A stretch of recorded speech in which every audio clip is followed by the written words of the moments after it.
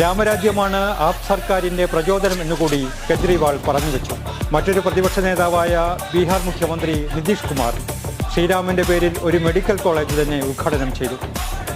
കർണാടകയിലെ കോൺഗ്രസ് സർക്കാരും ഉപമുഖ്യമന്ത്രി DK ശിവകുമാറും ഹൈന്ദവവൽക്കരിക്കപ്പെട്ട ഒരു ഭരണകൂടത്തിന്റെ തിരുവാഭരണങ്ങൾ അണിഞ്ഞാണ് പ്രത്യക്ഷപ്പെട്ടത്.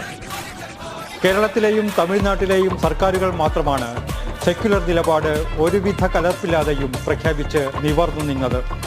ഇന്ത്യയിലെ ഒരു മുഖ്യമന്ത്രി മാത്രമാണ് മതവും ഭരണ സംവിധാനവും തമ്മിലുള്ള അകലം കുറയുന്നതിലുള്ള ആശങ്ക വ്യക്തമായി പ്രകടിപ്പിച്ചത്. അത് പിണറായി വിജയനാണ്. RSSന്റെ രാഷ്ട്രീയ അജണ്ടയെ മതപരമായ വിശ്വാസമെന്ന വ്യാജേന ആഘോഷിക്കേണ്ടതില്ല എന്ന തീരുമാനം തമിഴ്നാട്ടിൽ സ്റ്റാലിൻ നടപ്പാക്കി. ന്യൂനപക്ഷമാക്കപ്പെട്ട ഒരു സെക്യുലർ സമൂഹം ഇന്ത്യയെപ്പോലൊരു ബഹുസ്വര രാജ്യത്തെ സംബന്ധിച്ച് ഒരു തരത്തിലും പ്രത്യാശ നൽകുന്ന ഒന്നല്ല.